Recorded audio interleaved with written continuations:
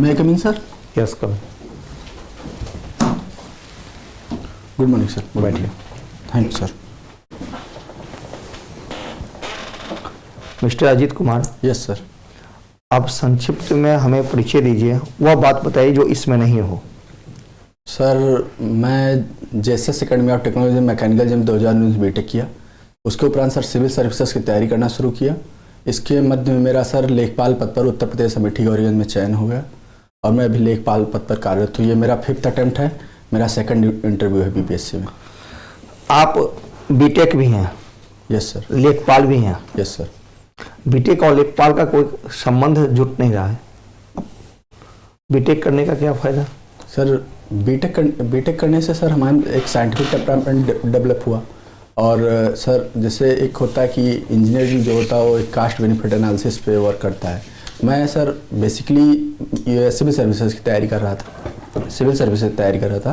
इसी में सर मुझे फाइनेंशियल प्रॉब्लम हुई जिसकी वजह से मैंने सर ये ज्वाइन किया लेखपाल पद। मैंने पेपर दिया, इसका हो गया, मैं इसलिए ज्वाइन किया।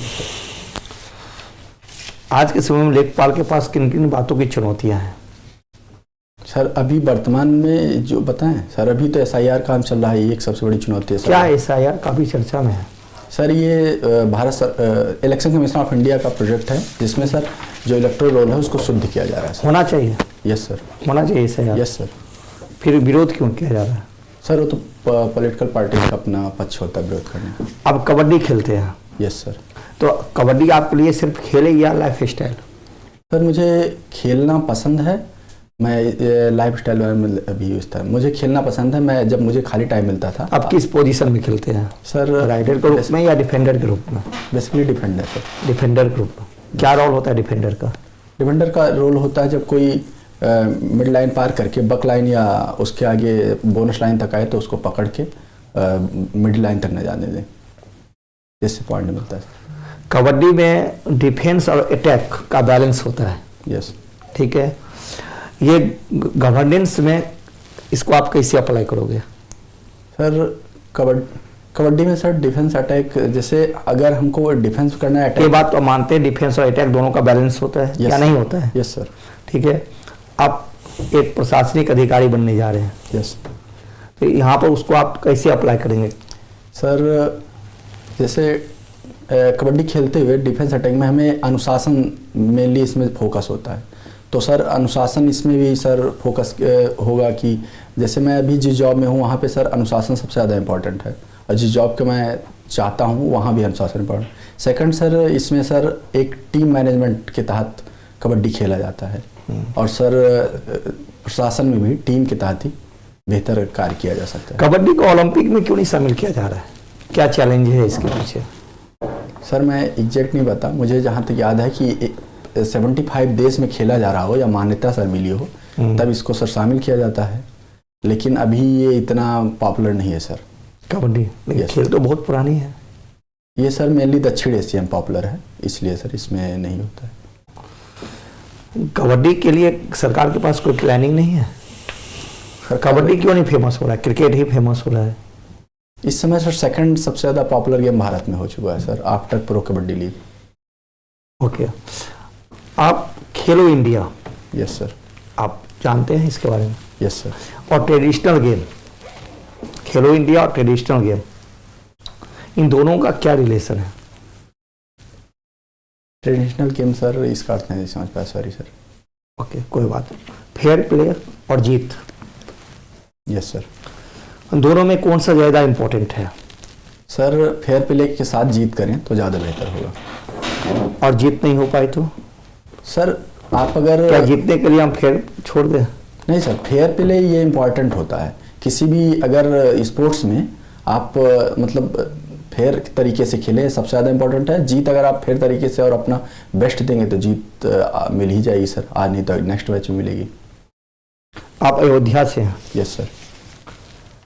कुछ बताइए अयोध्या के बारे में।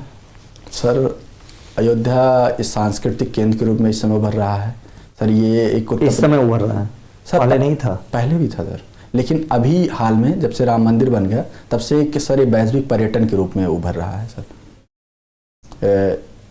Yes sir. और यहाँ पे सर बौद्ध जैन इन सब का भी एक बहुत बड़ा इतिहास रहा है। Sir thank you sir. Ajit ji, जैसे मैं देख रहा हूँ आपने मैकेनिकल इंजीनियरिंग किया है Yes, sir. बीटेक से। आप मुझे ये बताइए कि इंजीनियरिंग करने के बाद सिविल सेवा के क्षेत्र में आना आपने क्यों चाहा?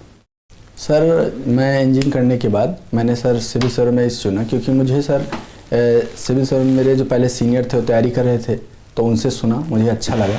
पता चला कि इसमें सर ये एक इसमें कार्य विविधता ज़्यादा है, इसका कार्य दायरा बहुत व्यापक है, ये एक चैलेंजिंग जॉब है, आप लोगों की भलाई के लिए कार्य कर सको। इन सब सर आधारों पे मैंने सिविल सर्विस चुना। अच्छी बात है। मैकेनिकल इंजीनियरिंग से रिलेटेड एक वर्ड है कार्नोट साइकिल, आप बताएंगे क्या होता है? कार्नोट साइकिल सर एक आइडियल इंजन का कहा जाता है कि जिसमें 100% एफिशिएंसी हो, और उसे कहा जाता है कार्नोट। क्या वो पॉसिबल है? बन पाया कार्नोट साइकिल? No, सर नहीं बन पाया। लॉज ऑफ थर्मोडायनेमिक्स क्या है? सर जो थर्मोडायनेमिक्स के रूल के तहत जैसे जो भी प्रक्रम है वो चलते हैं, उन्हें थर्मोडायनेमिक्स के 3 रूल हैं सर। क्या क्या है 3? सर एक है जीरो था, उसमें सर सामने मतलब जैसे 2 बॉडी है सर, दोनों का टेम्परेचर है, तो एक अगर गर्म ठंडा है तो धीरे उसका टेम्परेचर साम्य अवस्था में आ जाता है। ठीक है सर।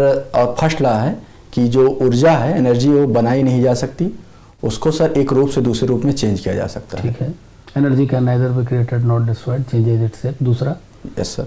सेकंड लॉ है सर, मुझे एग्जैक्टली अभी याद नहीं है सर, कि आप जब कोई एक एनर्जी से दूसरे एनर्जी में चेंज कर रहे होगे तो आपको मतलब 100% चेंज नहीं होगा, एक कुछ एनर्जी निकलेगी, या कोई आप कार्य कर रहे हो तब भी कुछ एनर्जी लॉस होगी।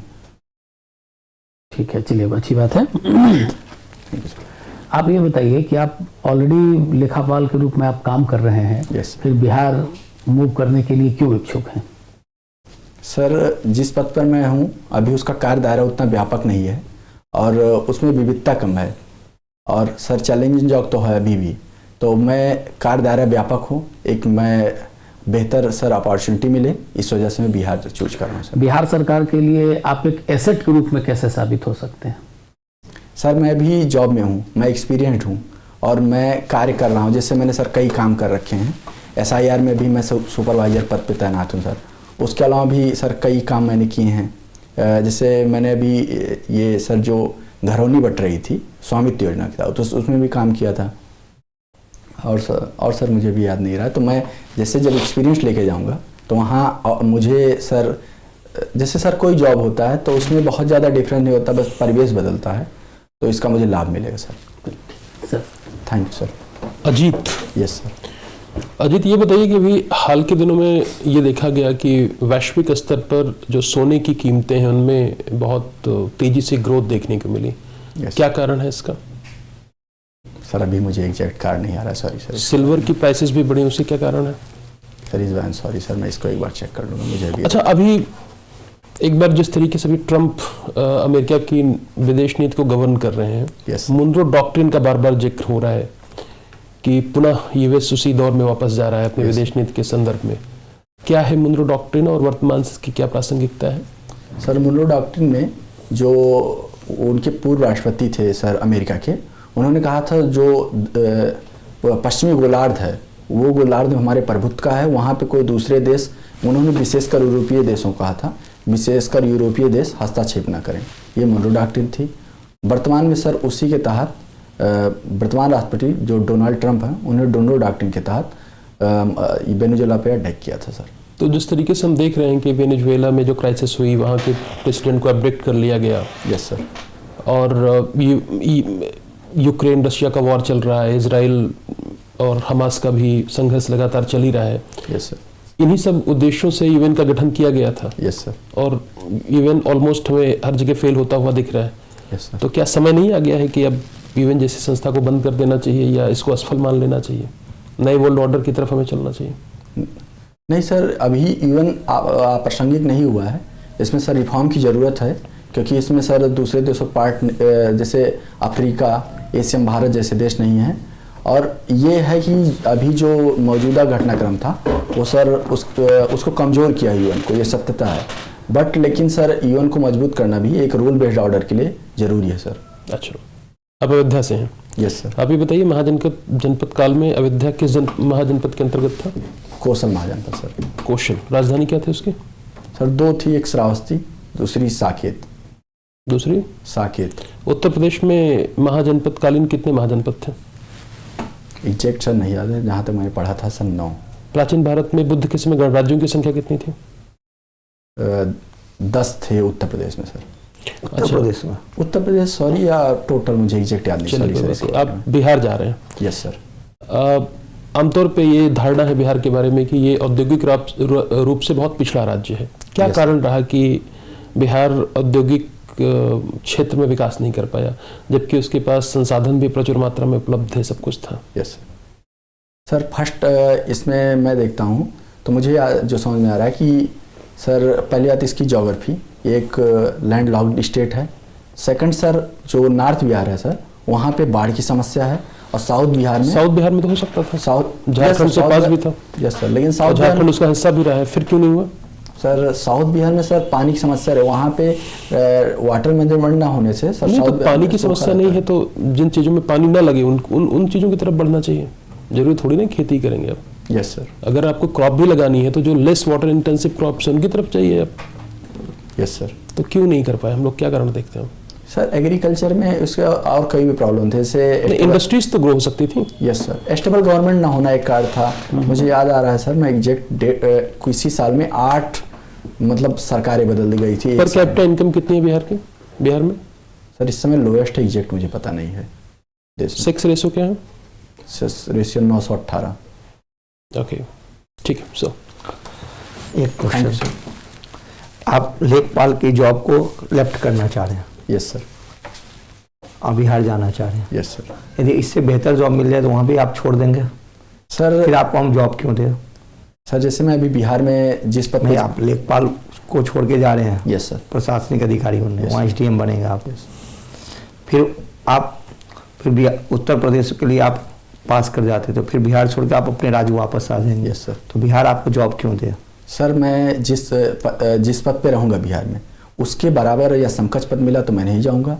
अगर उससे उच्च पद मिलता है उत्तर प्रदेश में तब जाऊँगा, क्योंकि सर अगर बेटर अपॉर्चुनिटी मिलती है तो मुझे देश में सर कहीं भी जाना हो तो मैं जाऊँगा।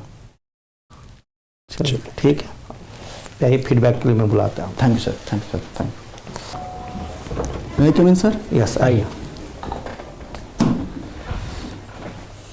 बैठिए। Thank you sir. क्या कैसा महसूस कर रहे हैं आप? आपको ऐसा लग रहा है जब कहीं भी इम्प्रूवमेंट की आवश्यकता है? यस सर, सुधार तो हमेशा आवश्यकता होती है सर। आप क्या महसूस किया आपने? सर जो सर बताएंगे सुधार करेंगे सर। टेस्ट योरसेल्फ, स्वयं का मूल्यांकन आपने नहीं किया? किया सर। क्या किया? सर सवाल के जवाब जो सर दे रहे थे थोड़ा दिया सर के, फैक्चुअल जवाब जो थे मुझे अगर डाउट था तो मुझे नहीं बता। जैसे मैं सर बोल दिया गणराज्य 10 और मुझे सॉरी बोल देना था, मुझे ये प्रतीत हुआ सर। कोई बात नहीं, थोड़ा है लेकिन ठीक है, इंटरव्यू आपका ठीक है। ठीक है, ओवरऑल ठीक है। और उम्मीद करता हूँ कि आपका सिलेक्शन हाँ, मैकेनिकल इंजीनियरिंग वाले कुछ चीज़ें देख लीजिएगा, क्योंकि फैक्चुअल क्वेश्चंस पूछेंगे। स्टेट PCS में ज़्यादातर फैक्चुअल ही होता है। और बैठते समय कोटा उस समय भी था और अभी भी है। ये सर सॉरी सर, कोई बात नहीं, इन सब बातों को ध्यान। एक काम और करना, शॉक्स ना एकदम प्लेन ले लेना। हाँ सर, ये नहीं पहनूंगा। ये नहीं, दूसरा है वो, या तो जूता चेंज कर लीजिएगा, नहीं तो सॉक्स बदल। नहीं सर, लिखना सर यही पहनूंगा सर, सॉक्स दूसरा। तो शूज परफेक्ट है, वो शॉज ब्लैक सॉक्स ले लीजिएगा, प्लेन रखना बस। सर वहाँ पे चेयर में तो ये लगा नहीं होता तो दिक्कत है। हाँ, अगर लगा भी हो तो you should be careful about it ना। Okay sir. अगर लगा होगा तो वहाँ थोड़ी चले जाएंगे आपका। Okay sir. ठीक है, okay sir. Okay, best of luck, all the best. All the best, all the best. कुछ सवाल बताइए। हाँ बताइए। जॉब में सर, मैं जैसे जॉब में हूँ तो मुझसे सर ज़्यादातर ये पूछते हैं कि आप जिस जॉब में हैं आप बिहार जा रहे हैं। बिहार जा रहे हैं और उसके बाद बिहार से अभी आपको एक मतलब बेटर मतलब मिला तो आप फिर भाग जाओगे। बहुत सही उत्तर दिया आपने। उत्तर सही था। मुझे बेटर अपॉर्चुनिटी मिलता है तो हम उसको एक्सेप्ट करेंगे, और समकक्ष मिला तो हम समकक्ष में नहीं करेंगे। बहुत इससे लगता है कि आप काफी ऑप्टिमिस्टिक पर्सन हैं, आशावादी हैं। Okay sir. एनर्जेटिक हैं। ओके। आप में दूरदर्शिताएं हैं। यस। ये मैसेज, ये आपका आंसर इस बात को मैसेज देता है। तो आंसर क्या सर? परफेक्ट परफेक्ट सफिशिएंट, अच्छा आंसर बहुत अच्छा आंसर लगा मुझे, वही आंसर रखिए आप। वही आंसर रखिए आप। इसके समकक्ष हुआ तो मैं नहीं जाऊंगा, हर व्यक्ति इससे अपने बेटर बेहतर मिला तो तलाश मैं में जाऊंगा, रहता ही। क्योंकि सभी व्यक्ति इंसान चाहते हैं कि हम जीवन में आगे बढ़े, और जितना अच्छा पद मिलेगा उस हम देश के लिए, स्टेट के लिए उतना बेटर काम करेंगे। ठीक है सर सेकंड क्वेश्चन ये था, जैसे सर मैं अभी एक जगह और मौजूद हूँ, तो वहाँ पे बता रहे कि मैं सर एक ही व्यक्ति को जो भी पैनल में होता है जिस जो प्रश्न पूछ रहा है मैं उसी देखता रहता हूँ। हाँ। मैं आज सर सुधार किया ये बात से मैं नहीं, अन्य ठीक को- है आज तो ठीक है आज हाँ, आपका जो पूछ रहे हैं उनके पास 70-90% तो कुछ तो इधर उधर मूव होना चाहिए। आज ठीक, अभी तो ठीक था, ठीक अभी ऐसा इसमें कुछ इसमें ठीक है, आई ऐसा कांटेक्ट कुछ में नहीं कोई है। वो नहीं आप है। आई कांटेक्ट जो मेंबर आपसे सवाल पूछ रहे हैं आप Yes, कोशिश करिए कि 90% टाइम आपका आई कांटेक्ट उनसे हो, उनसे हो, और और जब आप 10% इधर उधर। A glance here and there, मतलब Yes. कभी कभी आप बोर्ड को देखें, Okay. लेकिन ये ध्यान रखिए कि ऐसे पूरा गर्दन हिला के मत नहीं, देखिए। स्टैटिक ऐसे- गर्दन, थोड़ा सा नजर अपने जैसे सर आप वो तो रहे सर को देखे बस ऐसे। बस, हाँ, बस, इस तरीके से, हाँ, इस तरीके से देखिए। थोड़ा सा सीधा हो, ये सही नहीं, ऐसे हाँ बस ठीक है। बस ओके ठीक, सर, ओके थैंक यू। जा सकते हैं। All the best. All the best. Thank you.